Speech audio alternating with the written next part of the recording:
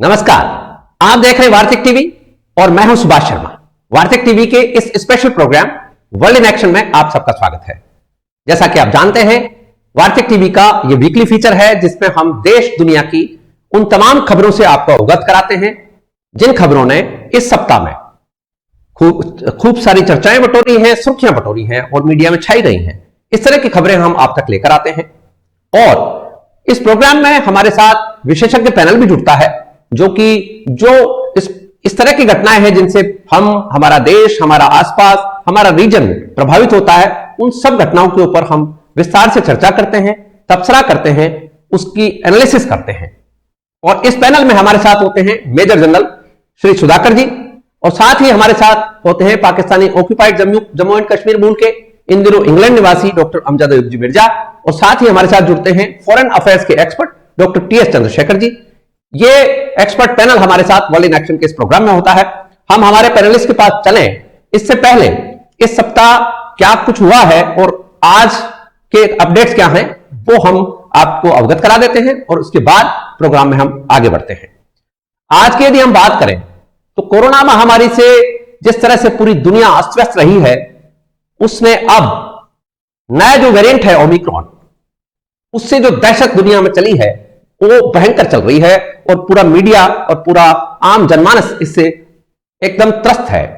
आज का ताजा यदि हम आंकड़ा आपके समक्ष पेश करें तो ओमिक्रॉन के पिछले 24 घंटों में जो केसेस आए हैं, नए केसेस, उस संख्या ने पूरी दुनिया को हिला कर रख दिया है। 27 लाख नए संक्रमित केस आज मिले हैं, यानी पिछले 24 घंटे में। और इसमें अकेले अमेरिका में करीब 8.5 लाख लोग संक्रमित पाए गए हैं। ये इस तरह से पूरी दुनिया में कोरोना का यह नया वेरिएंट दहशत फैला रहा है और पूरी दुनिया इससे चिंतित है। दूसरी खबर हम आपसे शेयर करें तो चाइना की जिस तरह से चाल कुचाल समझ में आ रही है, चाइना जिस तरह से भी येन केन प्रकार पूरी दुनिया को हिला देना चाहता है और अपना वर्चस्व कायम करना चाहता है। इसमें जहां एक और छोटे और गरीब देशों को कर्ज के जाल में फंसाने का काम कर रहा है, वहीं जो इकोनॉमीज आगे बढ़ना चाहती हैं उनको किसी न किसी तरह से डाउन करना चाहता है। ताजा मामला बांग्लादेश से जुड़ा हुआ है। बांग्लादेश जिस तरह से तेजी से आगे बढ़ रहा है और इकोनॉमी उसकी अच्छी खासी हो रही है और गारमेंट, रेडीमेड गारमेंट का जो एक्सपोर्ट है बांग्लादेश का, वो बढ़ता जा रहा है और दुनिया के लगभग तमाम देशों में बांग्लादेश के रेडीमेड गारमेंट्स निर्यात किए जाते हैं और बांग्लादेश की जो अर्थव्यवस्था है वो इसकी वजह से भी काफी सुदृढ़ हो रही है। ऐसे में चाइना ने बांग्लादेश की इस आर्थिक सुदृढ़ीकरण को डाउन करने के लिए, उसको तहस नहस कर देने के लिए वहां फर्जी दस्तावेज का एक रैकेट चला रखा है और इसका भंडाफोड़ हो गया है। बांग्लादेश की सरकार ने इस पूरे के पूरे मामले में संज्ञान ले लिया है और चाइना की जिस ओछी हरकत की वजह से जिस तरह से बांग्लादेश की इकोनॉमी को डैमेज किया जा रहा है, उसमें अरबों रुपए का नुकसान बांग्लादेश को किया गया है और वहां की अर्थव्यवस्था को चकनाचूर कर देने का काम चाइना ने पूरी तरह से षड्यंत्र के तौर पर किया है। इसमें फर्जी पासपोर्ट, टैक्स के फर्जी पेपर्स और परमिट जो होते हैं पोर्ट्स के, उस तक फर्जीवाड़ा चल रहा है और ये पूरा का पूरा भंडाफोड़ अब पूरी दुनिया के सामने आ गया है। और चाइना जो अपने आप को एक स्थिर और एक अच्छा देश बताता है, वो दुनिया को किस तरह से परेशान कर रहा है, इसका पूरा का पूरा ताना बाना सामने आ गया है।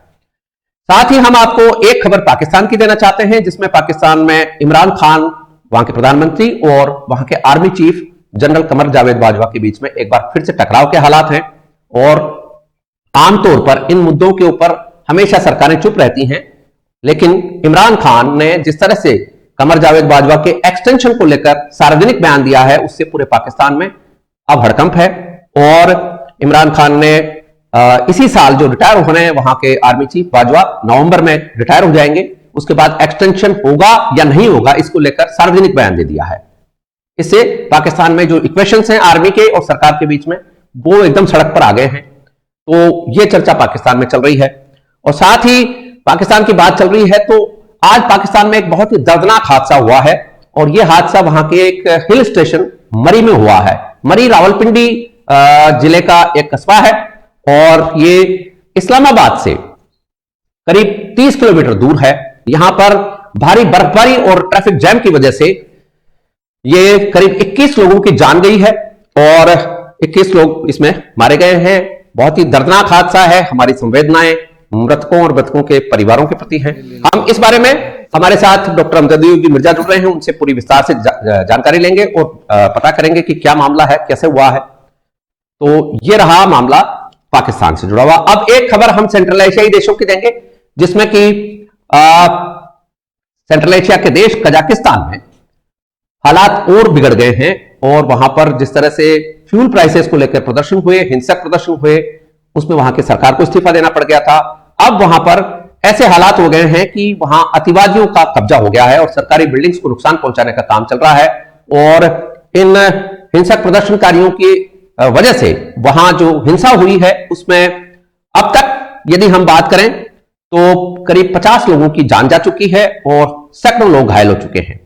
और वहां जिस तरह के इंतजाम किए जा रहे हैं उसमें 3000 लोगों को हिरासत में लिया गया है। वहां के राष्ट्रपति ने अब इन अतिवादियों को देखते ही गोली मार देने के आदेश दिए हैं और रूसी सेना को भी कंट्रोल करने के लिए वहां बुलाया गया है और रूसी सेना वहां कंट्रोल करने में लगी हुई है। इस बारे में भी हम जानेंगे हमारे फॉरेन अफेयर्स के expert doctor T S Chandrashekhar ji से कि वहां किस तरह के हालात हैं। और साथ ही एक खबर वो आ रही है जिसमें कि अब पाकिस्तान के चाइना इकोनॉमिक कॉरिडोर के बंद पड़े हुए काम को चालू कराने के लिए वहां के प्रधानमंत्री इमरान खान चाइना जा रहे हैं। चाइना को वापस से मैनेज किया जा रहा है। ये यात्रा इमरान खान की अगले महीने होने की संभावना है। इसमें माना यह जा रहा है कि पाकिस्तान के विदेश मंत्री शाह महमूद कुरैशी पहले जा चुके हैं और चाइना ने जिस तरह की घटनाएं पाकिस्तान में सीपैक में लगे हुए इंजीनियर्स और वहां चाइनीज मजदूरों के ऊपर घटनाएं हुई हैं, उनको लेकर बहुत रोष जताया था। इसको लेकर कड़ी प्रतिक्रिया चाइना की तरफ से आई थी और इसमें पाकिस्तान के विदेश मंत्री को तलब भी किया गया था। अब लगता ऐसा है कि इमरान खान को भी तलब किया गया है। और यह जिस तरह की घटना आपको पता है कि 9 इंजीनियर्स को पाकिस्तान में बम ब्लास्ट में मार दिया गया था। इसके बाद से वहां और भी ज्यादा तल्खियां हैं दोनों देशों के बीच में और सीपैक का काम तो बंद ही है। सीपैक के काम को वापस से चालू कराने के लिए पाकिस्तान बुरी तरह से तड़पड़ा रहा है। ऐसे में देखने वाली बात यह होगी कि आगे किस तरह से चाइना एक्शन लेगा और क्या होगा। साथ ही यदि हम बात करें चाइना की, हमारे पड़ोसी देश चाइना की, तो चाइना को घेरने के लिए अब ऑस्ट्रेलिया और जापान ने एक ट्रीटी की है। ये डिफेंस डील है और इसके बारे में हम जानेंगे हमारे डिफेंस एक्सपर्ट जनरल साहब से और क्या कुछ हुआ है, किस तरह से इंडो पैसिफिक में और साउथ चाइना सी में चल रहा है। इसमें एक और डेवलपमेंट है, जो डेवलपमेंट सामने आ रहा है कि अमेरिका और जापान के बीच में 2+2 की मीटिंग भी हुई है। क्या मामला है, किस तरह से ये सब कुछ चल रहा है, ये इस बारे में हम विस्तार से जानकारी लेंगे और आपसे शेयर करेंगे। और साथ ही हमेशा की तरह चलते चलते में हम आपको वो जानकारी देंगे जिसके चर्चे आगामी दिनों में होंगे। तो चलिए करते हैं प्रोग्राम की विधिवत शुरुआत और हमारे पैनलिस्ट को जोड़ लेते हैं।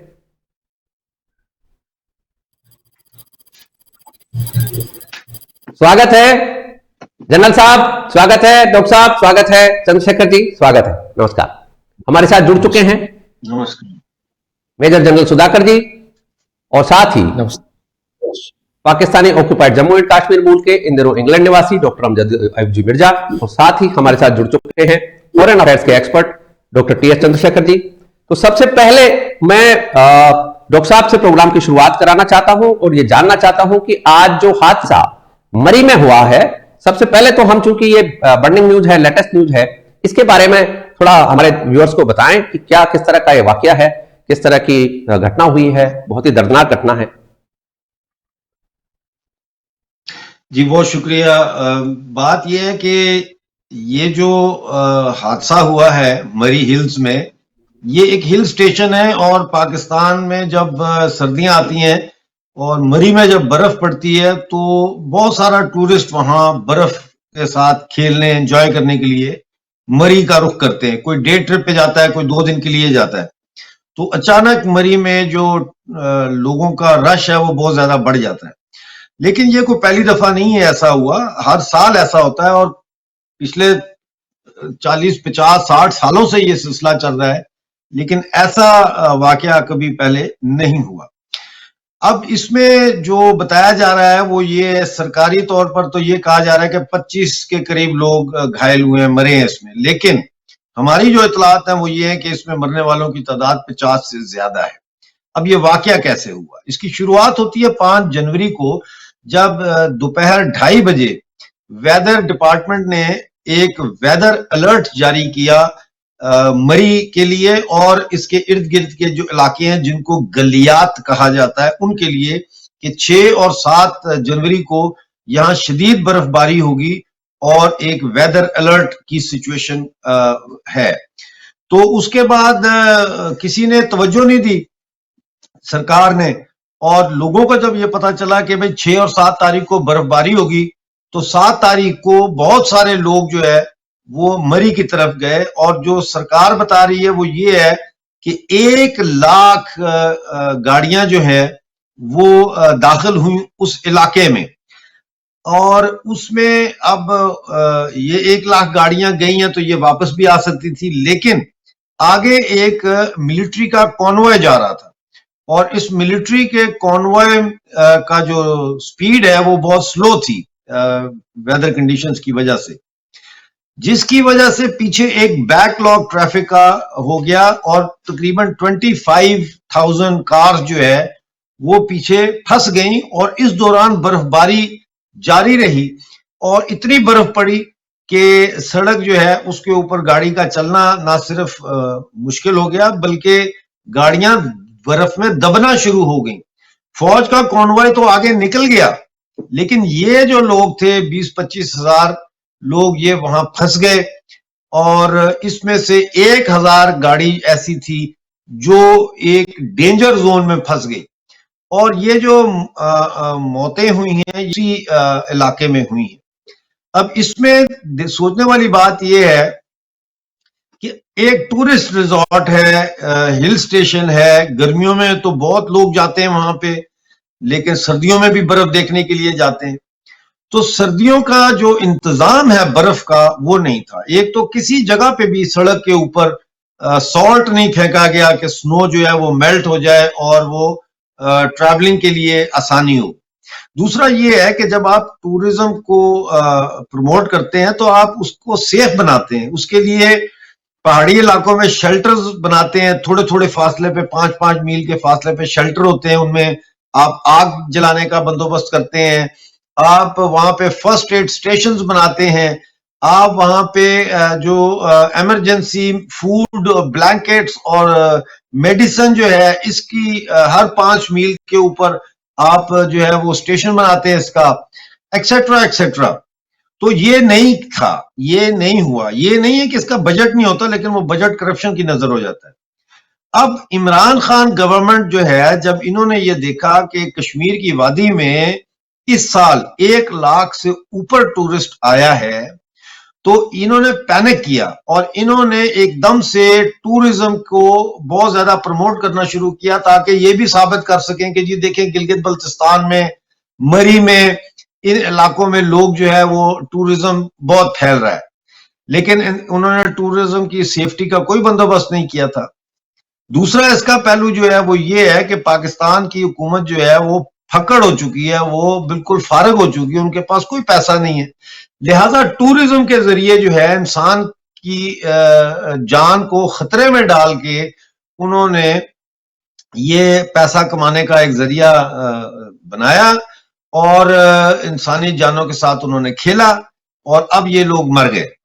तो अब गवर्नमेंट ऑफ पाकिस्तान ये कह रही है कि जो एक फेडरल मिनिस्टर है फवाद चौधरी, उसने बयान दिया है कि जी ये हादसा इसलिए हुआ है कि हमारी आबादी बहुत ज्यादा बढ़ गई है, लिहाजा वॉर फुटिंग के ऊपर हमें आबादी कंट्रोल करनी चाहिए। शेख रशीद अहमद ने कहा है कि ये हादसा हो गया, गलती हो गई, सॉरी है, आइंदा हम एहतियात करेंगे। इमरान खान ने यह कहा है कि वेदर की कंडीशन तो खराब थी, लेकिन अचानक इतने सारे लोग आ गए, अनप्रेसिडेंट लोग आए और लोकल एडमिनिस्ट्रेशन उसके लिए तैयार नहीं थी। तो भाई अगर आप लोग तैयार नहीं है और आप लोग जिम्मेदारी लेने के लिए तैयार नहीं है तो आप हुकूमत में, सरकार में क्या कर रहे हैं।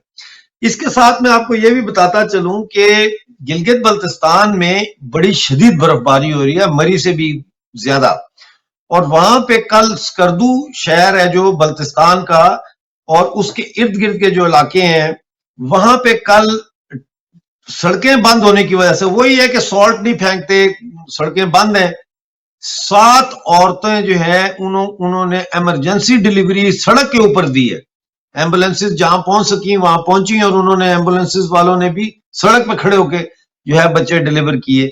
4 जो है उसके अलावा औरतें थी जिनको कॉम्प्लिकेशंस थी, उनको बड़ी मुश्किल से जो है वो मैटरनिटी वार्ड्स तक पहुंचाया गया।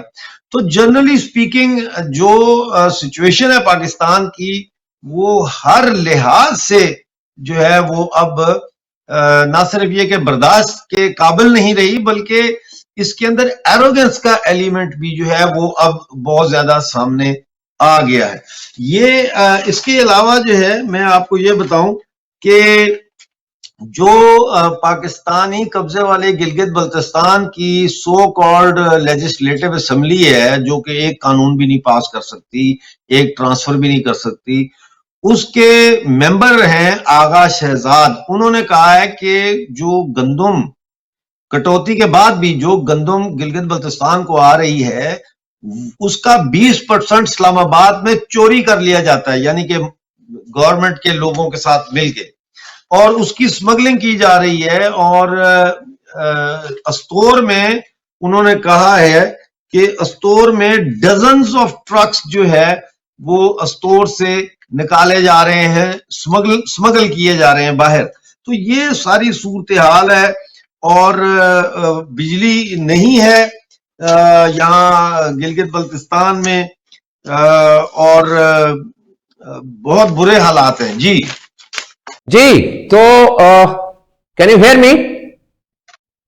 यस। ओके, सो ठीक है, आपने बहुत ही जबरदस्त तरीके से और विस्तार से ये जानकारी दी है। डॉक्टर मिर्जा साहब, जब हम दोबारा दूसरे राउंड में आएंगे तो आपसे जानेंगे कि ये पाकिस्तानी ऑक्युपाइड जम्मू कश्मीर के जो वजीर आजम बताया जाता है, जिनको इन्होंने यूरोपीय देशों में जिस तरह से रिप्रेजेंटेटिव्स अपने तैनात किए हैं, इसके क्या इंप्लीकेशंस हैं और क्या रिपरकशंस हैं, इसके बारे में हम आपसे डिटेल में जानेंगे। अब हम आगे बढ़ते हैं और जनरल साहब से ये जानना चाहते हैं कि जनरल साहब, एक तो एक पर्सपेक्टिव अपना रख लीजिए, क्या सप्ताह भर में रहा है, और दूसरा नेक्स्ट राउंड में मैं आपसे एक बात भी पूछना चाहूंगा कि ये चाइना को कंटेंट करने के लिए जिस तरह से अमेरिका, जापान और ऑस्ट्रेलिया का डील हो रही है, जिस तरह से डिफेंस डील हुई है, उसके बारे में हम आपसे जानेंगे। जी जनरल साहब। ओके, सबसे पहले सुभाष जी बहुत बहुत धन्यवाद मेरे को इनवाइट करने में फिर से आपके चैनल में। हमने जैसे आज शाम को बात किया था कि सबसे पहले वो 10 मिनट का पर्सपेक्टिव फॉलोड बाय 5 मिनट का पर्सपेक्टिव, वो तरतीब रखें या आपने? जी जी जी, बिल्कुल बिल्कुल ठीक है। पहले 10 मिनट का। सबसे पहले मैं इंडो पैसिफिक के बारे में बताना चाहता हूं। ये ठीक है आपके प्रोग्राम के मुताबिक? जी बिल्कुल ठीक है। ओके, हमारे दर्शकों को ये मैं बताना चाह रहा हूं कि ये कॉन्सेप्ट क्या है इंडो पैसिफिक, क्यों, मीनिंग क्या है, कहां से वो स्प्रेड होता है। एक समय था जब यूएस इसी एरिया को एशिया पैसिफिक के नाम से पुकारता था, और अभी समय आ गया है यूएस इसको कहता है फ्रॉम हॉलीवुड टू बॉलीवुड। इसका मतलब उनके मुताबिक इसको वो देखते हैं, उनके नजरिया के मुताबिक वेस्टर्न कोस्ट, अमेरिका का पश्चिम हिस्सा से लेके हमारा जो हिंदुस्तान के जो वेस्ट कोस्ट है वहां तक। लेकिन ऑस्ट्रेलिया और इंडिया और इंडोनेशिया, ये तीनों देश मिलके जब इन इंडो पैसिफिक को देखते हैं, उनके नजरिया से ये इस तरह उभर के बाहर आता है कि from east coast of Africa to west coast of America, ये पूरा एरिया को, इसमें है क्या क्या है, चंद एक चीजें हैं। सबसे पहला चीज है जो पैसिफिक ओशन, सेंट्रल पैसिफिक और वेस्ट पैसिफिक को एरिया को जो बीच में आता है, और साथ ही ये जो एशियन या साउथ ईस्ट एशियन कंट्रीज, पहले 10 होते थे एशियन नेशंस, आज के दिन में 11 हो गए हैं, ये साउथ ईस्ट एशियन कंट्रीज को लेके मलाक्का स्ट्रेट को पार करके कंप्लीट इंडियन ओशन, ये पूरा को इंडो पैसिफिक माना जाता है आज के दिन में अगर देखा जाए तो। ये तो है, ये ज्योग्राफिक एक्सपेंस है, ये समझना निहाती आवश्यक है, नहीं तो फिर हम इधर उधर फिर भटकते रहेंगे। तो इसमें हो क्या रहा है? हो ये रहा है कि ईस्टर्न कोस्ट ऑफ चाइना में कोस्टल लाइन के साथ साथ दो मेजर सीज है। एक है ईस्ट चाइना सी, जो कि ऊपर की तरफ है, जापान, ताइवान, कोरिया, कोरियन पेनिनसुल के नीचे, और दूसरा है साउथ चाइना सी।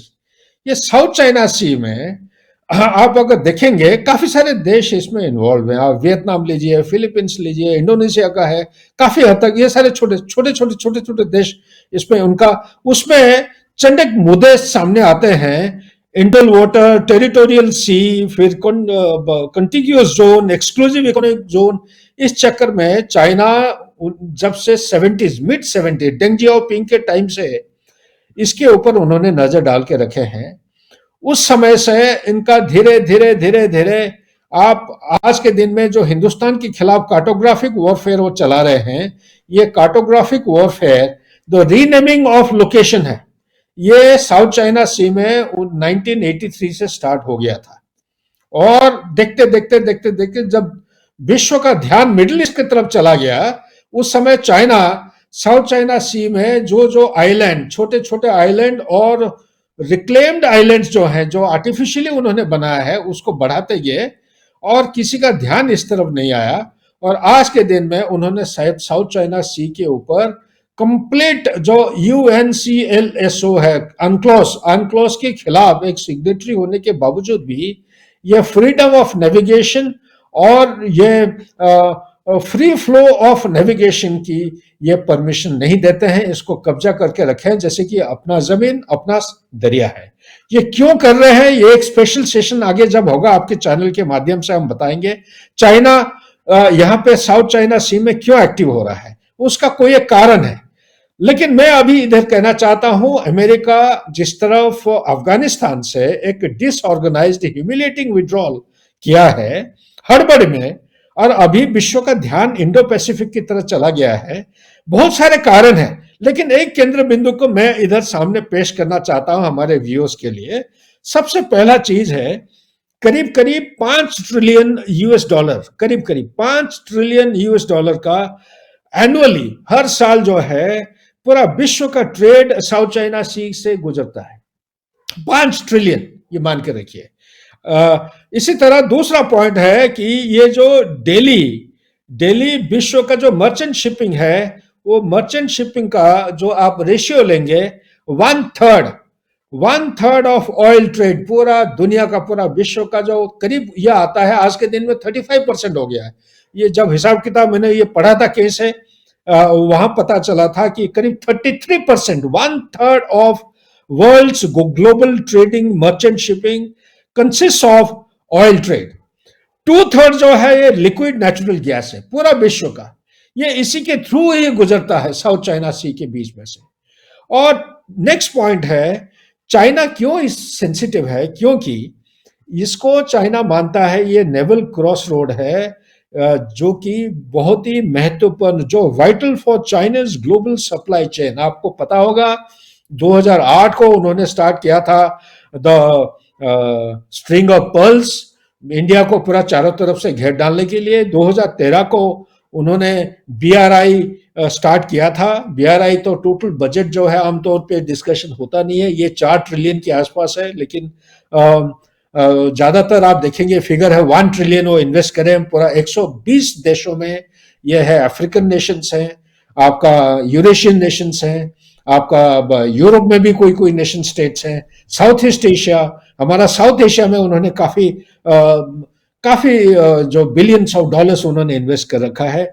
ये साउथ चाइना सी के बीच में से उनका सारे stores, equipment, man power, resources सब प्रोवाइड होते हैं इस चीज को आगे बढ़ाने के लिए। अगर इसके ऊपर कोई रोकथाम हो जाता है तो उनका BRI प्रोजेक्ट के ऊपर सबसे पहला चोक पॉइंट साउथ चाइना सी के ऊपर आ जाएगा। तीसरा चीज मैं बताना चाहता हूं, आमतौर पे आज के दिन में इंटेलिजेंसिया विश्व में ज्यादातर बात नहीं करते हैं, लेकिन ये अंदरूनी बात है। थोड़ा सा गहराई में आप अगर अमेरिकन कल्चर और उनके नैरेटिव को आप पढ़ेंगे, ये उभर के सामने आएगा कि जो US है आज के दिन में, it is losing ground to China in Asia and beyond in economic and technological terms. Economy और टेक्नोलॉजी के वजह से आज US चाइना के पीछे चलते जा रहा है। नंबर एक। नंबर दो, इसलिए बहुत ही ये एकदम डेस्परेट हैं, किसी भी तरह चाइना को चेक करना है और पब्लिक ओपिनियन को बदल डालना चाहते हैं। आज के दिन में उनका होमलैंड में, यूएस के अंदर ही पब्लिक ओपिनियन यूएस के खिलाफ ही होते जा रहा है, क्योंकि ये चाइना के पीछे ये आगे है। और नेक्स्ट पॉइंट इसी के साथ ताल्लुक रखता हुआ एक पॉइंट है, the greatest threat to US national security is its debt and not China, and that military overreach is the death nail of the American empire. और लास्ट पॉइंट इसी हेडिंग के नीचे मैं ये कहना चाहता हूं, देयरफॉर चाइना को आगे एक सुपर पावर होने के नाते आगे रहने के लिए विश्व में इसको यूएस को आगे रहने के लिए as a super power, it has to challenge China and stay ahead and turn the region into Washington's periphery for long term great power competition. अगर विश्व में एक सुपर पावर की तरह रहना है और आगे की तरफ प्रोग्रेस दिखाना है, तो ये चाइना को किसी भी तरह एक वॉशिंगटन का पेरिफेरी की तरह इसको मान के चलना पड़ेगा और उसके सारे रिसोर्सेस लगाना पड़ेगा। ये बैकग्राउंड देने के बाद आपको मैं कहना चाहता हूं कि हो क्या रहा है। आपको पता होगा 14 दिसंबर 2021 को G7 कंट्रीज का एक मीटिंग हुआ था, जिसमें ये लिवरपूल में हुआ था, नॉर्थ इंग्लैंड के एरिया में, जिसमें उनके जो सेक्रेटरी ऑफ स्टेट हैं ब्लिंकन, उन्होंने चाइना को अर्ज करके बताया था कि जो एग्रेसिव एक्शंस को वो दिखा रहे हैं जमीन पे, ताइवान के खिलाफ हो या हिंदुस्तान के खिलाफ हो या साउथ चाइना सी में पर्टिकुलरली हो, इसको तुरंत ही उसको रोकना जरूरी है। और इंडो पैसिफिक को किसी भी तरह रूल्स बेस्ड ऑर्डर के मुताबिक, एक अंतरराष्ट्रीय लेवल पे रूल्स बेस्ड ऑर्डर के मुताबिक, जो फ्रीडम ऑफ नेविगेशन चाहे कोई भी देश का हो, इसके बीच में से गुजरने की इजाजत होना चाहिए, कोई रोकथाम नहीं होना चाहिए। ये 14 दिसंबर 2021 की बात है। इसके बाद आप सबको पता होगा कि ये 5 जनवरी को नॉर्थ कोरिया ने एक हाइपोसोनिक मिसाइल लॉन्च किया है। ये थोड़ा सा इंडो पैसिफिक से थोड़ा सा हटके इंसिडेंट हुआ है, लेकिन मेरे विचार में ये इसी इंसिडेंट की वजह से अभी सिक्योरिटी कैलकुलस इंडो पैसिफिक में पूरा घूम गया है, एकदम उल्टा हो गया है। पहले चाइना ने हाइपरसोनिक मिसाइल को टेस्ट किया था, आप सबको पता होगा। पिछले 2 साल के अंदर उन्होंने 2-3 टेस्ट कर डाले हैं। अभी नॉर्थ कोरिया ने किया है। हाइपरसोनिक एक state of the art technology है। नॉर्थ कोरिया एक ऐसा देश है जिसके ऊपर सैंक्शन हो रखा है, इसके ऊपर हर किस्म की चुनौती है। इसके बावजूद भी ये टेक्नोलॉजी इसके पास कैसे आया, और आप सुन के ये हैरान होंगे, ये एक अनोखा किस्म का हाइपरसोनिक मिसाइल है। ये देश में खाने पीने के लिए आज के दिन में राशन नहीं है, लोगों के पास कपड़ा नहीं है, दवाई नहीं है, सैंक्शन पूरा एकदम दुनिया से चारों तरफ से हो रखा है, लेकिन इतना state of the art technology कैसे और कहां से लाए, ये सवाल का जवाब हमें ढूंढना चाहिए एक विश्व का एक हित के लिए। ये देखिए 5 जनवरी को बुधवार, पिछले बुधवार को उन्होंने हाइपोसोनिक मिसाइल जो किया है, ये हाइपोसोनिक मिसाइल के ऊपर एक ग्लाइडिंग वॉरहेड, ये ग्लाइडिंग वॉरहेड आमतौर पे सारे देशों के पास नहीं है। एज इट इज गिने चुने देश के पास है हाइपोसोनिक, एक रशिया है, एक अमेरिका है, हिंदुस्तान में ट्रायल चल रहा है, चाइना के पास है, लेकिन ये एक थर्ड वर्ल्ड कंट्री होने के बावजूद भी ग्लाइडिंग वॉरहेड है, नंबर 1। नंबर 2, ये प्रिसाइसली कोई भी टारगेट 700 किलोमीटर 700 किलोमीटर दूरी पर कोई भी टारगेट होता है, ये आराम से प्रिसाइस एकदम एक्यूरेट जाके हिट करेगा। नंबर 3 है इसके कैपेबिलिटी, आप देखिए एक लैटरल कैपेबिलिटी है, जहां से ये मिसाइल लॉन्च होता है 120 किलोमीटर के लिए ये लैटरली हॉरिजॉन्टली ये जाके, लैटरल मतलब है कि जो रडार का स्क्रीन है उसका जो स्पैन है, कौन होता है ऑब्जर्वेशन का, सर्वेलेंस का, उससे नीचे ये जाके टारगेट को आसानी से हिट कर सकता है। आप सबको पता है में सारे हमारे दर्शकों को, नॉर्थ कोरिया के पास न्यूक्लियर आर्सेनल की कैपेबिलिटी है। अगर ये न्यूक्लियर बॉम्ब लगा देते हैं तो ये इंडो पैसिफिक। वैसे जनरल साहब, इसमें आज एक क्लैरिफिकेशन आया है मीडिया रिपोर्ट्स के, यदि हम बात माने तो, कि ये नॉर्थ कोरिया का जो ये मसला है, इसमें बैलिस्टिक मिसाइल नहीं बताई जा रही है, और नॉर्थ कोरिया का कुछ प्रोपेगेंडा भी सामने आया है। तो ये देखने वाली बात रहे कि जो आप बात कर रहे हैं उस पर ये वाकई जो कंफर्म न्यूज अभी उस तरह से पूरी तरह कंफर्म हुई नहीं है, कि वो कहां से वो टेक्नोलॉजी है। वो बैलिस्टिक वाली टेक्नोलॉजी के बारे में तो खंडन आ चुका है। ये बहुत अच्छा है, ये हाँ आपने क्लैरिफाई कर दिया, बट फिर भी नॉर्थ कोरिया एक आइसोलेटेड और सैंक्शन स्टेट होने के नाते आज के दिन में ये एक स्टेट है जिसके ऊपर यूएस का सैंक्शन हो रखा यस है। डेफिनेटली। लेकिन चाइना, नॉर्थ कोरिया, ये दोनों जब मिल जाते हैं, ऊपर से कभी कभी रशिया भी आ जाता है। ये रशिया और चाइना के बीच में साउथ चाइना सी में उनका एक्सरसाइज हो रखा है, एक मेजर एक्सरसाइज, नेवल एक्सरसाइज हो रखा है। ये सारे चीजों को मद्देनजर रखते हुए किस तरफ कंटेन किया जाएगा, तो एशिया का जो पिवट है, द सेंटर ऑफ पिवट उसको बोलते हैं, एशिया का पिवट ऑफ एशिया, ये अभी शिफ्ट हो चुका है। इसमें क्वाड और ऑकस ये दोनों फॉर्मेशन हुए थे। क्वाड तो आप 2007 से आप लीजिए, जबकि जापान का सजेशन था, लेकिन रियल फॉर्मेशन अभी ये सिक्योरिटी अलायंस नहीं है, ये एक किस्म का इकोनॉमिक अलायंस है। लेकिन साथ ही मैं ये कहूंगा एक एज ए मिलिट्री एक्सपर्ट, चाहे आप नाम कुछ भी दे दीजिए, इसी नाम से अगर हम मालाबार एक्सरसाइज कर सकते हैं अंडमान और पूरा इंडियन ओशन में, तो इसका मीनिंग क्या है? ये एक्सरसाइज में कोई पिकनिक मनाने जाते हैं क्या? Certainly not. सो देयरफॉर इसमें छुपा हुआ है कहीं ना कहीं पहलू है, सिक्योरिटी का पहलू, चाहे हम बेशक चाहे यूज करें या ना करें। लेकिन जो ऑकस की बात आ जाता है, अभी थोड़े एक दो महीने पहले जो ऑकस फॉर्मेशन हुआ था between Australia, UK and US, इसमें न्यूक्लियर पावर्ड सबमरीन किस तरफ ऑस्ट्रेलिया को जल्दी से जल्दी प्रोवाइड किया जा सकता है, फ्रांस के साथ डील कैंसिल करके ये किया गया है। इसी बैकग्राउंड को मद्देनजर रखते हुए दो तीन चीजें हुए हैं। सबसे पहला चीज है जो 2+2 मीटिंग ना, 2+2 मीटिंग जो है किसके बीच में हो रहा है? ये यूएस और जापान के बीच में हो रहा है। ये एक सिक्योरिटी कंसल्टेटिव कमिटी मीटिंग है। 2+2 का मीनिंग क्या है? 2+2 का मीनिंग है यूएस का जो उनका जो मिनिस्टर ऑफ एक्सटर्नल अफेयर्स और minister of defence, external affairs और डिफेंस के जो रिप्रेजेंटेटिव हैं, जो सेक्रेटरी ऑफ स्टेट है वो ब्लिंकन साहब है, और डिफेंस सेक्रेटरी जो है लॉयड ऑस्टिन साहब, और जापान के जो मिनिस्टर हैं योशिहामा हयाशी, और डिफेंस मिनिस्टर है नबाओ किशी। इन दोनों के बीच में बाय वर्चुअल मीन्स थर्सडे 6 जनवरी को ये ऑलरेडी बातचीत हो चुकी है, और इनका जो एग्रीमेंट होना है, ये एग्रीमेंट इन मुद्दों के ऊपर होने जा रहा है। अभी तक ऑफिशियली ये डिक्लासिफाई नहीं हुआ है। ये पिछले जो 2-4 दिनों से आए हैं उभर के न्यूज के और मीडिया में, इससे मैं ग्लीन करके आपके सबके साथ शेयर कर रहा हूं। सबसे पहला पॉइंट है स्ट्रेंथन अलायंस टू प्रोमोट। ये क्या इसके इम्प्लीकेशंस होंगे 2+2 के, और ये जो ऑस्ट्रेलिया और जापान की जो डिफेंस डील हुई है, ये इस रीजन में किस तरह के असर लाएगी, ये नेक्स्ट राउंड में आप हमारे व्यूअर्स को बताइएगा कि हाँ, कि ये साउथ चाइना सी में जिस तरह से दबदबा चाइना ने किया, इसके बाद में वो इंडो पैसिफिक में जो दबदबा बनाना चाहता है, इसको किस तरह से कंटेन करने की योजना में है, और इसके पीछे जो ताकतें हैं वो क्या असर लाएंगी, क्योंकि चाइना अभी रुकने वालों में से नहीं है। जिस तरह की दुष्टता चाइना कर रहा है, वो जैसा आपने बताया नॉर्थ कोरिया जैसे दुष्ट कंट्री के साथ भी मिलकर काम कर रहा है, और रशिया की जो इकोनॉमी है उसको काफी कुछ से सहारा चाइना ने दे रखा है, इसलिए रशिया भी उसके दबाव में है। तो ये नेक्स्ट राउंड में हम कवर करेंगे कि इसके क्या इंप्लीकेशंस होंगे।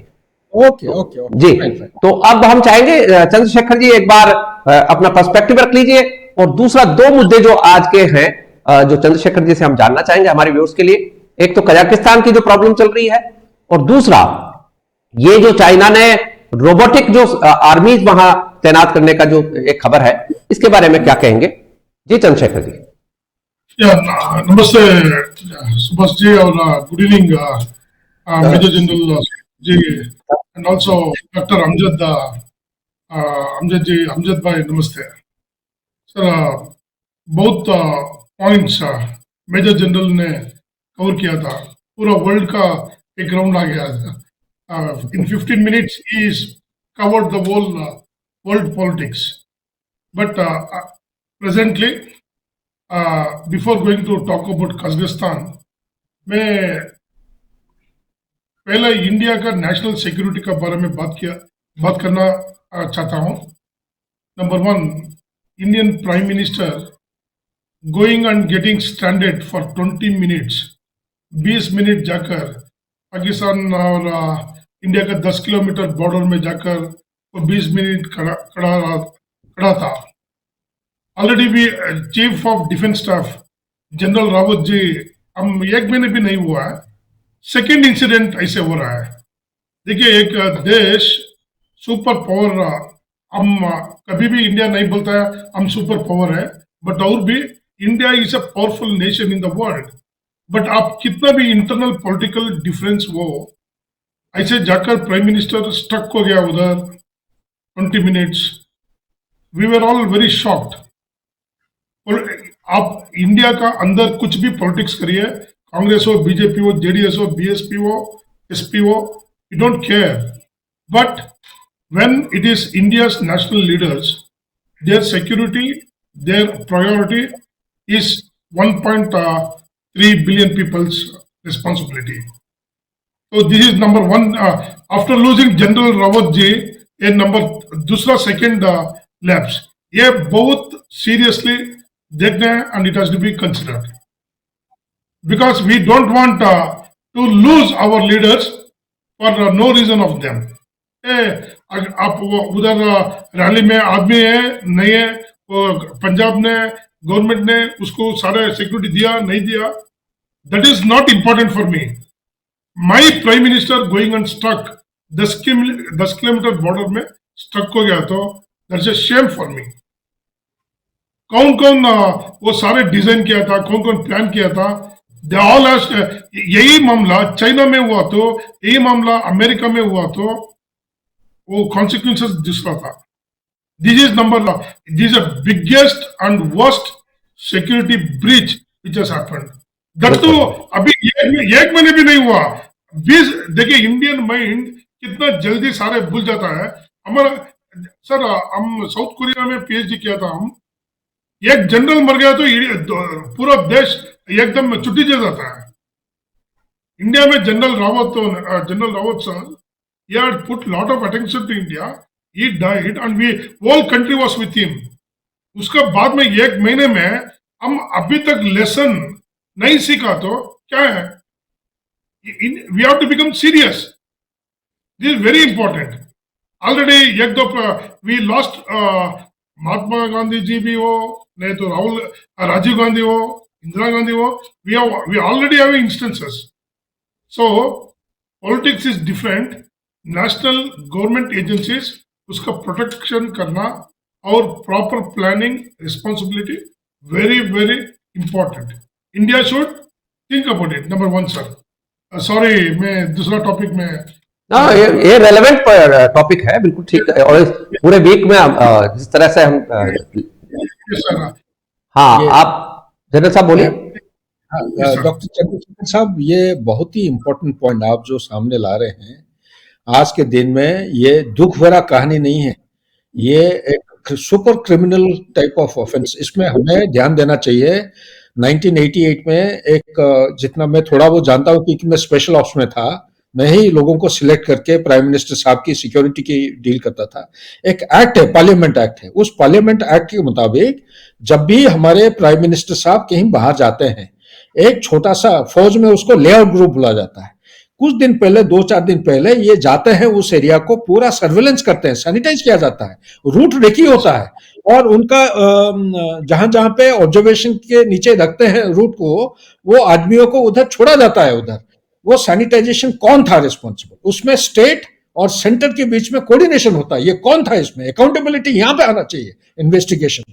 तीसरा, अगर कोऑर्डिनेशन में कोई कमी है, चाहे पॉलिटिकल लेवल हो या कोई आप मान लीजिए कोई एडमिनिस्ट्रेटिव लेवल हो या कोई फंक्शनल लेवल, नीचे ग्रास रूट लेवल, अलग अलग लेवल पे इस मामला को सीरियसली लेना चाहिए। सुप्रीम कोर्ट इस मामलों को इतना सीरियसली ले लिया है। हम एडमिनिस्ट्रेटिव मशीनरी, जब आप बात करते हैं एग्जीक्यूटिव, ये एग्जीक्यूटिव का रिस्पॉन्सिबिलिटी है। क्यों नहीं कर रहा? मैं तो कह रहा हूं ऐसा कमिटी बनाया जाए, पूरा इंपार्शियल होना चाहिए। आज के दिन में जितना मैं समझा हूं, ये ऐसा तैसे लोगों को लगा रखे हैं, बोर्ड ऑफ ऑफिसर्स कमिटी बना रखे हैं।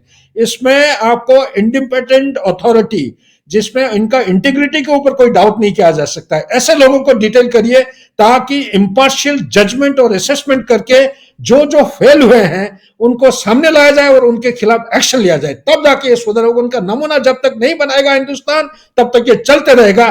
कोई सारे बिपिन रावत, कोई सारे नरेंद्र मोदी चले जाएंगे, लेकिन देश कभी नहीं सुधरेगा। I agree with you, sir। And second thing, sir, very important, वो प्राइम मिनिस्टर 20 मिनट वो व्हीकल का अंदर बैठा था, एंड उधर हमारा एसपीजी कमांडर्स वो सारे क्या उधर खड़ा कर देख रहा था।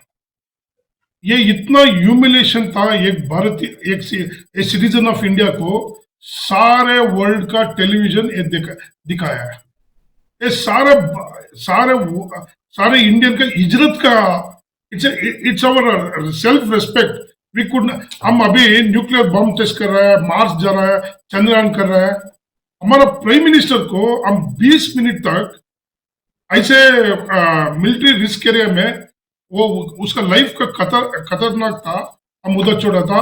And this is really shame, and I personally feel, I don't blame anybody, but ऐसे इंसिडेंट, अभी जनरल रावत जी का इंसिडेंट हुआ था, प्राइम मिनिस्टर का इंसिडेंट हुआ था, तीसरा इंसिडेंट नहीं होना sir. We don't want incident. बिल्कुल बिल्कुल। मैं लास्ट टाइम में यही चैनल में मैं बताया था, जनरल रावत जी ने एक्सीडेंट होने के बाद में, हुतात्मा होने के बाद में, ऐसे इंसिडेंट इंडिया में नहीं होना। अरे हमारा प्राइम मिनिस्टर के साथ में ऐसा हो गया तो कैसे है? This is really everybody, East Asia में everybody shocked, whether we like और नॉट। इंडिया का प्राइम मिनिस्टर किसी भी पॉलिटिकल पार्टी का वो वर्ल्ड में एक रेस्पेक्ट है। आप ऐसे एक्सपोज किया तो इट्स रियली, हमको कौन वर्ल्ड में कौन भी सीरियस नहीं लगे, नहीं, they not take us seriously. That is one thing. Second thing sir, आप नॉर्थ कोरिया का बारे में बहुत अच्छा एनालिसिस किया था सर। अभी इंडिया में नॉर्थ कोरिया का एम्बेसडर है, he is a former deputy foreign minister, and south Korea का एम्बेसडर है, वो भी deputy foreign minister. So India and north Korea we were having very good relation, but north Korea में कितना missiles development होता है वो डायरेक्टली इंडिया को थ्रेट है, बिकॉज वो पाकिस्तान का गौरी मिसाइल क्या है, वो सारे डिजाइन किया था नॉर्थ कोरिया का, उधर लेकर आकर जस्ट उड़ा किया था। तो उसके लिए हम सारे, उसके लिए बहुत बड़ा एक आर्टिकल्स लिखकर वो ईस्ट एशिया डिवीजन में और वो सारे रिसर्च कर भी हम दिया था। So that is one thing sir. And China and north Korea, and north Korea is border Russia के साथ में ही होता है और चाइना के साथ में ही होता है। उसके लिए अमेरिका क्या लीबिया में किया, नहीं तो क्या इराक में किया, अफगानिस्तान में किया, वो नॉर्थ कोरिया के ऊपर नहीं कर सकता है, because geographically north Korea is very secure place. And आप बहुत अच्छे से बोला था, जापान और अमेरिका का क्या अभी नॉर्थ कोरिया का हाइपरसोनिक और स्पेस ट्रीटी अभी बनाने वाला है, बट लास्ट डिस्कशन में भी मैं बताया था, it should not be only Japan and America, it should include India also. India, Japan, Russia, America, तीनों के साथ में करना है, because democracy, freedom of movement, हम भी जापान से जापान को भी सपोर्ट कर रहा है। सो उसमें इंडिया को इंक्लूड करना है sir. And very important, hypersonic test में फ्रैक्शनल ऑर्बिटल बम्बार्डमेंट सिस्टम क्या है, that can't be detected, and India should be very much careful. Sir, before going to Kazakhstan, मैं 2020 में एक होम मिनिस्टर को, एक प्राइम मिनिस्टर ऑफिस को, home minister को एक लेटर लिखा था।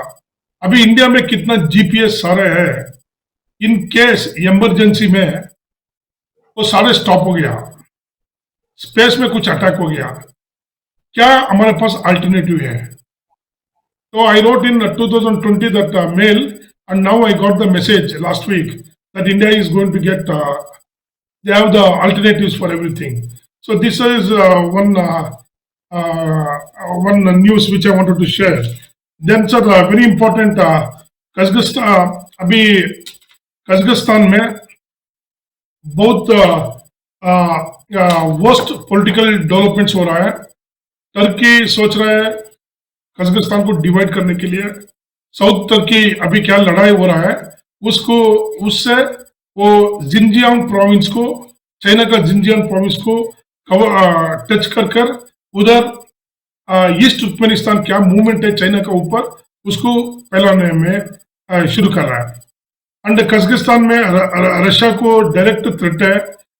अभी यूक्रेन में 2014 में 2020 में बेलारूसिया में बहुत रशिया को प्रॉब्लम हुआ था।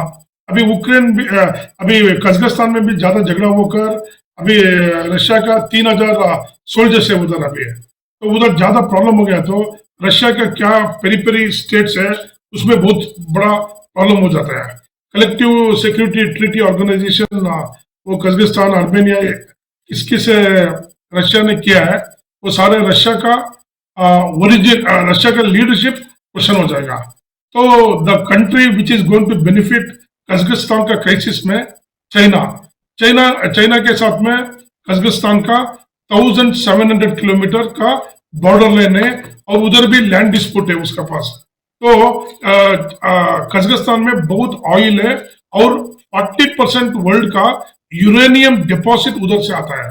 तो अभी पॉलिटिकल क्राइसिस ज्यादा हो गया तो कजाकिस्तान में चाइना उधर because China Kazakhstan Kyrgyzstan Uzbekistan ये सारे बहुत बड़ा देश है लैंड में, बट उधर आदमी बहुत कम है। कजाकिस्तान में सिर्फ 20 लाख आदमी है। तो very shocking, around 20 million around 2 crore sorry there around सिर्फ बहुत कम पॉपुलेशन है। और तुर्कमेनिस्तान में 60 लाख पीपल है। तो ये सारे देश में बहुत छोटा छोटा देश है। उधर पॉलिटिकल क्राइसिस ज्यादा हुआ है तो चाइना उधर अमेज कर देगा। और चाइना को 10% ऑयल आता है कजाकिस्तान से, तो गैस एंड ऑयल। तो China is very closely watching what is happening in Kazakhstan. And America का एक्सॉन और मोबिल वो सारे कंपनीज कजाकिस्तान में बिजनेस कर रहा है, वो भी उधर उसी का वो ओन टारगेट है। Sir next point very important India के लिए कजाकिस्तान में क्या है, why India is very important is वो तालिबान ISI अलकायदा ये सारे कजाकिस्तान में एंटर कर दिया तो वो इस्लामिक इन्फ्लुएंस है, वो जिहादी पॉलिटिक्स उधर ज्यादा हुए तो it will be very big problem for us. And secondly Russia के सारे स्पेस क्राफ्ट सारे उधर से ही लॉन्च होता है, तो इंडिया के भी थोड़ा कंसर्न है उधर क्या डेवलपमेंट्स होगा। Second important third important thing आज के डिस्कशन में मैं लाने वाला था, मुस्लिम ऐप बुली बाई इंडिया में क्या किया था। वो सारे इंडिया का फेमस एक्ट्रेस और किसी मुस्लिम लेडी है तो ऑनलाइन में सेल कर रहा था। So this is one very strange thing. And हमारा कर्नाटका में एक एक्स एमएलए का वो फैमिली का एक लेडी और उसका बेटा ISIS के लिए मैंगलोर से रिक्रूटमेंट कर भेज रहा था। तो अभी भी इंडिया में वो क्या है जिहादी पॉलिटिक्स को बहुत इंकरेज हो रहा है, ये थोड़ा कंसर्न है सर। एंड लिथुआनिया और चाइना का लिथुआनिया एक बहुत बड़ा छोटा कंट्री है, वो चाइना को फाइट कर चाइना वो ताइवान को रिकॉग्नाइज किया है। तो अभी अमेरिका उसको सपोर्ट कर रहा है, इंडिया ऑल्सो ताइवान को रिकॉग्नाइज करना, लिथुआनिया को हम भी इंडिया भी सपोर्ट करना, because your enemy is my enemy, your enemy is my enemy, but अभी your enemy can also be my friend. वो कॉन्सेप्ट में मैं देखकर चाइना कैसे पाकिस्तान और तालिबान से मूव किया था ऐसे हम भी मूव करना sir. And China is moving very big way in south America, वो पेरू वो अर्जेंटीना चिले ब्राजील इधर सारे है। पहले रशिया था वो आइडियोलॉजी को सेल कर रहा था, अभी चाइना क्या कर रहा है उधर जाकर बड़ा इंफ्रास्ट्रक्चर रोड्स पोर्ट्स और बैटरी मैन्युफैक्चरिंग माइंस वो सारे खरीदी कर रहा है। उसके बाद में वो अमाउंट पे नहीं किया तो वो सारा रिसोर्स चाइना गवर्नमेंट ले रहा है। तो ये थोड़ा अमेरिका को भी थोड़ा डर हुआ है सर। उसके साथ में साउथ चाइना में इंटेलिजेंट मैन्युफैक्चरिंग वो सारे स्मार्ट मैन्युफैक्चरिंग में वो सोचा हमारे सॉफ्टवेयर और हार्डवेयर में हम बहुत पीछे हैं। तो अभी 2021 टू 2025 वो 14th प्लान में वो सारे इंटेलिजेंट रोबोटिक टेक्नोलॉजी को लेकर जा रहा है। और very shocking news was Ladakh में वो चाइना सोल्जर्स इधर मौसम और इधर वेदर का वजह से एडजस्ट नहीं हो रहा था, उसके लिए रोबोट्स को इंडिया का आर्मी के ऊपर फाइट करने के लिए वो यूज कर रहा है। इसके साथ में हम हमारा प्रेस मीडिया सारे हमारा बहुत बड़ा वीकनेस दे दिया था चाइना को, दैट हम हमारा पास वो टिबेटियन एक फोर्स है। तो अभी चाइना वाला सारे यंगस्टर्स, छोटा छोटा लड़का कौन है कि तिब्बत में, उसका ब्रेन वॉश कर कर उसको इंडिया का ऊपर सोल्जर्स से यूज कर रहा है सर। एंड लास्टली अमेरिका ने चाइना ने अभी उसके पास 300 न्यूक्लियर बॉम्ब्स है, और भी इस साल जल्दी एक 100 से 150 तक न्यूक्लियर बॉम्ब्स प्रिपेयर कर रहा है।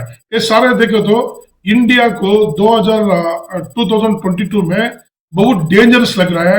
मैं लास्ट टाइम डिस्कशन में भी बताया था आपको, इंडिया इधर एक बार अभी कोविड-19 का प्रॉब्लम चल रहा है, सप्लाई चेन प्रॉब्लम आने वाला है, और ऐसे बहुत एक्सटर्नल पॉलिटिकल डिफरेंसेस ज्यादा हो गया। तो एंड अभी नेक्स्ट मंथ इलेक्शंस भी है फ्यू स्टेट्स में।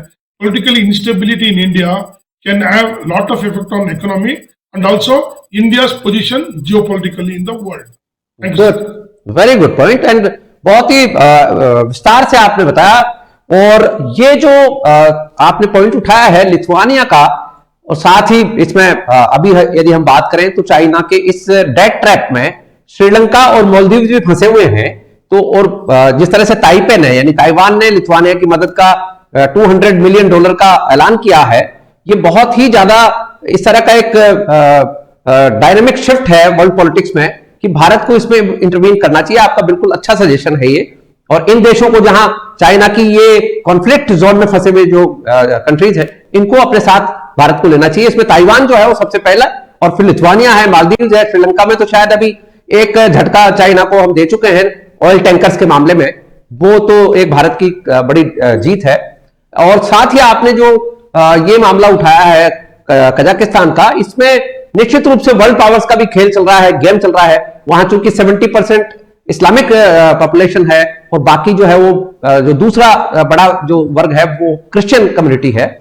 इन दोनों का भी कुछ कंफ्लिक्ट है, और ऐसा भी लग रहा है कि जिस तरह से काबुल एयरपोर्ट को लेकर जो कॉन्फ्लिक्ट हुआ था, जिसमें कतर और टर्की ये चाह रहे थे कि काबुल एयरपोर्ट को कंट्रोल किया जाए, जिससे कि वहां पर जितने इंटेलिजेंस इनपुट्स हैं, क्योंकि सारे डिप्लोमेट्स वगैरह यहां से इस साइड से जाने वाले वहां होल्ड करते हैं सारे हवाई यात्राओं में, वो सारा इनपुट भी उनको मिल सके।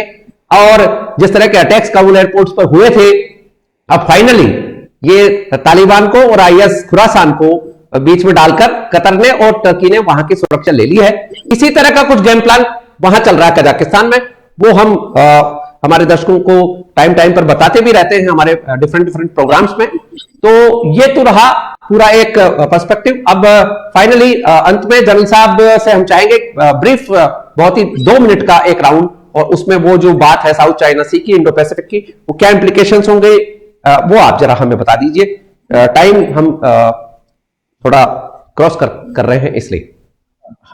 देखिए सुभाष जी, बस 2-3 पॉइंट्स हैं। सबसे पहला पॉइंट, जो 2+2 मीटिंग हुआ है यूएस और Japan security consultative committee meeting के बीच में, उन्होंने जो अहम मुद्दा उन्होंने जिसके ऊपर स्ट्रेस किया, एम्फसाइज किया है, ये सबसे पहला मुद्दा है कि वो अलायंस, ये जो ग्रुपिंग है यूएस और जापान ग्रुपिंग को किस तरफ और उसको ताकत बढ़ा सकते हैं ताकि इंडो पैसिफिक रीजन को फ्री एंड ओपन रखा जा सके, नंबर 1। नंबर 2, उन्होंने ये भी विचार किया है कि कोविड-19 पेंडेमिक के खिलाफ और क्लाइमेट क्राइसिस, जो क्लाइमेट चैलेंज है आज के दिन में विश्व में, ये साइंटिस्ट ने एक रिसर्च डॉक्यूमेंट मीडिया में दे रखा है, जिसके मुताबिक अगले 5 साल के अंदर 42 देश, 42 कंट्रीज, ये दरिया के, समुद्र के पानी के नीचे ये सबमर्ज हो जाएंगे। तो इस किस्म की जो स्टैटिस्टिकल डाटा आया है, वो ये भी इन्होंने, साइंटिस्ट ने बताया कि अगले 5 साल के अंदर समुद्र का पानी 3 मीटर बढ़ जाएगा, ऊंचा हो जाएगा। तो इस किस्म की जो फाइंडिंग है, इसके खिलाफ किस तरफ पूरा विश्व में सारे देशों को साथ में लेके, अभी ग्लासगो में वो मीटिंग था COP26, इसको कैसे बढ़ावा दिया जा सकता है, एक केंद्र बिंदु को मध्य नजर रखते हुए किस किस्म की हम स्टेप्स ले सकते हैं ताकि जो 2 डिग्री से नीचे लाके 1.5 डिग्री तक हम पहुंच सकते हैं। चौथा चीज है कि इसके अलावा और भी जो ग्लोबल चैलेंजेस है, टेररिज्म हो गया, आप देखिए गन ट्रैफिकिंग हो रहा है, या आप ड्रग ट्रैफिकिंग चल रहा है उधर गोल्डन क्रेसेंट यहाँ पे नीचे गोल्डन ट्रायंगल में, इसी तरह अलग अलग देशों में जो एक्सपेंशनिज्म चल रहा है, चाइना जिस किस्म की असर्ट कर रहा है, उसको कैसे रोकथाम किया जा सकता है, इसके बारे में हमारा अंदाज है कि इसके बारे में वो बात किए होंगे, क्योंकि अभी तक ये क्लियरली नहीं। इसके अलावा जापान और ऑस्ट्रेलिया, इन्होंने एक डॉक्यूमेंट साइन किए हैं और ये अभी तक खुलासा नहीं हुआ है। इसका जो अहम चीज है डॉक्यूमेंट के अंदर, ये नया एक सिक्योरिटी एग्रीमेंट साइन किया गया है, ये पहली बार हो रहा है, और ये एग्रीमेंट के मुताबिक एक फ्रेमवर्क इस तरह बना रहे हैं ताकि दोनों देश जापान और ऑस्ट्रेलिया मिलके डिफेंस फोर्सेस को इकट्ठा काम करना है एक चुनौती को सामना करने के लिए, ताकि ये इंडो पैसिफिक को आराम से एक सेफ कॉरिडोर बना जा सकता है। इसी के साथ एक चीज और भी सामने आया है जो मीडिया में बिट्स एंड पीसेस में निकलकर, ज्यादा टाइम ना लेते हुए, G7 कंट्रीज में जब G7 कंट्रीज का मीटिंग हुआ था 14 दिसंबर 2021 को लिवरपूल में, उस समय G7 कंट्रीज के तरफ से नॉर्थ कोरिया को एक चेतावनी दी गया था कि जल्दी से जल्दी complete, verifiable, irreversible abandonment of all unlawful weapons of mass destruction ballistic missile program should be abandoned। ये बैलिस्टिक मिसाइल प्रोग्राम या वेपन्स ऑफ मास डिस्ट्रक्शन की जो भी प्रोग्राम अनलॉफुल एक्टिविटी चल रहा है, ये एक वेरीफाइबल मैकेनिज्म के मुताबिक इसको बिल्कुल इरिवर्सिबल अबैंडनमेंट होना चाहिए, उसको छोड़ना चाहिए। ये नॉर्थ कोरिया को ये चेतावनी दिया गया था। इसी के साथ मेरा हिस्सा खत्म होता है। Back to you please. जी, तो आपने बहुत ही विस्तार से और बिल्कुल सटीक जो प्रिसाइज जानकारियां दी हमारे व्यूअर्स को, और मैं सोचता हूं डॉक्टर मिर्जा साहब से दोबारा से संपर्क नहीं हुआ है, तो एक मुद्दा जो रह गया था वो हम हमारे व्यूअर्स को बता देते हैं कि पाकिस्तानी ऑक्युपाइड जम्मू एंड कश्मीर के जो, जिनको ये वजीर आजम कहते हैं वैसे तो, लेकिन वो वहां का एक सूबा का इंचार्ज है, वैसे तो पूरा का पूरा काम वहां की रावलपिंडी और इस्लामाबाद से ही चलता है। वहां एक रिप्रेजेंटेटिव उन्होंने बना रखा है जिसको वो प्रधानमंत्री कहते हैं। इस प्रधानमंत्री के जरिए जम्मू कश्मीर का कार्ड खेलने की एक चाल पाकिस्तान ने नई चली है, जिसमें कि यूरोपीय देशों को एक नया एजेंडा और नया प्रोपोगंडा कश्मीर के मामले में देने के लिए ये कोशिश चल रही है। वहां रिप्रेजेंटेटिव जो हैं वो हायर किए जा रहे हैं जो कि यूरोपीय देशों में लॉबिंग कर सकें, और अब आगामी दिनों में जो फरवरी में यौम कश्मीर और बाकी जो उनके कश्मीर को लेकर जो डेज मनाए जाते हैं, इनमें कोई बड़ा काम करने की साजिश भी चल रही है। इसमें भारत सरकार को भी ध्यान रखना होगा कि यूरोपीय जो देश हैं उसमें हमें भी लॉबिंग के लिए इस तरह के लोगों को तैयार करना चाहिए जो कि जम्मू कश्मीर का हमारा जो पर्सपेक्टिव है वो पूरे स्ट्रांग तरीके से रख सकें। तो वो हम बात मिर्जा साहब से पूछना चाहते थे, लेकिन जी हाँ जनरल साहब बोलिए। अगर आपके पास टाइम है तो मैं दर्शकों के साथ एक बहुत ही इंपॉर्टेंट और नाजुक चीज मैं शेयर करना चाह रहा हूँ। ये तो हम देश विदेशों के बारे में हमने बहुत कुछ चर्चा कर लिया। डॉक्टर चंद्रशेखर साहब अंदरूनी बातें जो हैं, ताजा बातें वो सामने लाए हैं। मैं सिर्फ दर्शकों के लिए ये एक पॉइंट, एक सकारात्मक विचार छोड़ना चाहता हूँ ताकि इसके ऊपर हमें गौर करें, क्योंकि हम सब हिंदुस्तानी हैं, फौजी हैं, अपना अपना रास्ता और जगह के मुताबिक सारे फौजी हैं, सब देशभक्त हैं।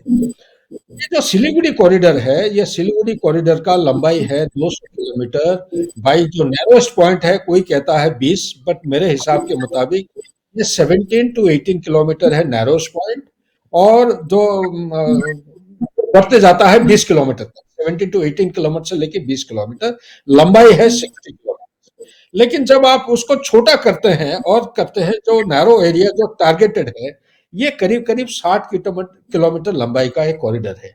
इस कॉरिडोर में आपका रेलवे लाइन है, इस कॉरिडोर में आपका दो है, एक 53 और एक दूसरा है।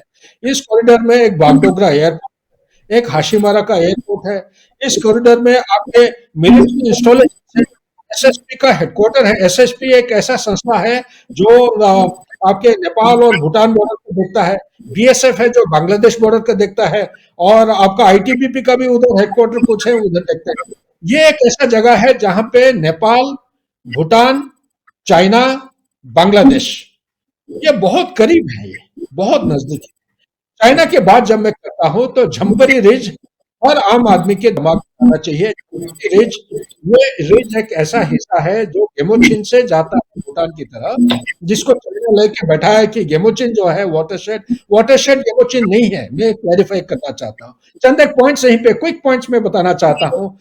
गेमोचेन वाटरशेड नहीं है। गेमोचेन जिसको चाइना लेके बैठा है कि उसका डोकाला से लेके सीधा लाइन गेमोचेन तक खींचना चाहिए, उससे क्या होगा, डोकाला प्लेटू कंप्लीट ये चाइना के नीचे आ जाएगा। ये गलत है। गेमोचेन अगर आप देखेंगे, जब मैकमोहन लाइन ड्रॉ किया गया था 1914 में, काफी सर्वे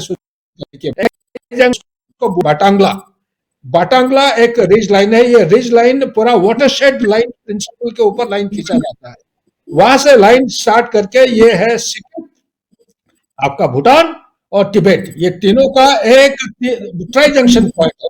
वहां से वाटरशेड के ऊपर जाता है, एक सिचुंगला एक पॉइंट है भूटान के बॉर्डर में, और आगे सीधा जाके तवांग, हमारा तवांग है, कौन है, और तिब्बत या ऑटोनोमस एरिया ऑफ तिब्बत जो चाइना का हिस्सा है, उस पॉइंट को ज्वाइन करते हुए सीधा जाता है वो म्यांमार बॉर्डर के ऊपर, जहां स्टील मिल का रोड है, वहां तक जाता है।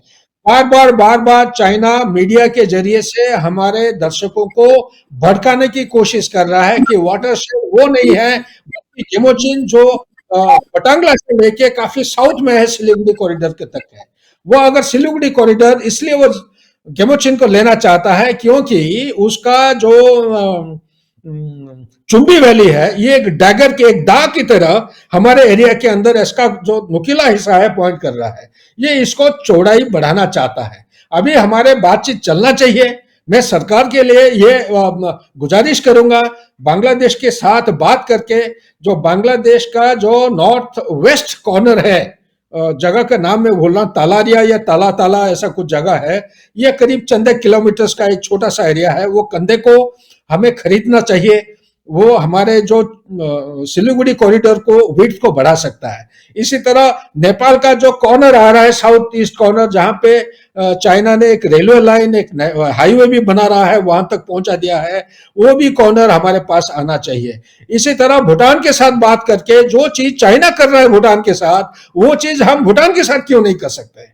अगर वो कह रहा है कि सेंट्रल सेक्टर में 495 स्क्वायर किलोमीटर के बदल में वो जो डोकाला वाला एरिया है 269 स्क्वायर किलोमीटर वो लेना चाह रहा है, हम इसी तरह कोई डील भूटान के साथ क्यों नहीं कर रहे हैं, ताकि ये तू मैं टाइम टू टाइम ना करके हमारे पास वो एरिया होगा, हम उसको कब्जा करेंगे। क्योंकि भूटान हिंदुस्तान के साथ कदम कदम मिला के वो ऑटोनॉमी वो एक्सरसाइज करना चाह रहा है, उसका बॉर्डर को गार्ड करने के लिए वो मना कर रहा है।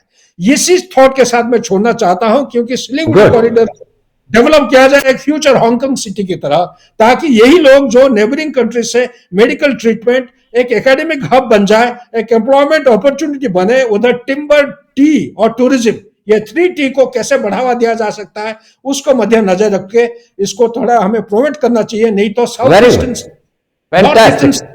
ये निकल जाएंगे। ये एक पॉइंट, बहुत बढ़िया पॉइंट बोला आपने, बहुत ही जबरदस्त आपने इसमें जो आपका थॉट प्रोसेस है वो हमारे व्यूअर्स के सामने और देश के सामने रखा है। निश्चित रूप से ये होना चाहिए। तो मेरे ख्याल से अब प्रोग्राम को हम समापन की तरफ ले जा रहे हैं, और आप आज के हमारे वर्ल्ड इन एक्शन में जुड़े, तो मैं आपका आभार व्यक्त करता हूं। चंद्रशेखर जी, बहुत बहुत आभार। जनरल साहब, बहुत बहुत आभार। डॉक्टर अमजद जी मिर्जा का भी बहुत बहुत आभार। वो किसी और एंगेजमेंट की वजह से अभी जुड़े हुए नहीं है। तो ये था आज का हमारा कार्यक्रम। आपने हमारे एक्सपर्ट से जाना कि किस तरह के हालात चल रहे हैं, किस तरह के वर्ल्ड की पॉलिटिक्स चल रही है, क्या क्या हमारे रीजन में, हमारे इर्द गिर्द में, आस पड़ोस में चल रहा है, और हमारे देश को किस किस तरह से आगे बढ़कर किन किन मुद्दों के ऊपर गंभीरता से और त्वरित कार्रवाई करते हुए काम करना चाहिए, इसके ऊपर आज हमारे एक्सपर्ट पैनल ने सब जानकारियां दी है, सुझाव दिए हैं। तो बहुत बहुत आभार आपका दोनों का, थैंक यू, बल्कि तीनों का, अमजद साहब का भी। तो ये था आज का हमारा कार्यक्रम वर्ल्ड इन एक्शन।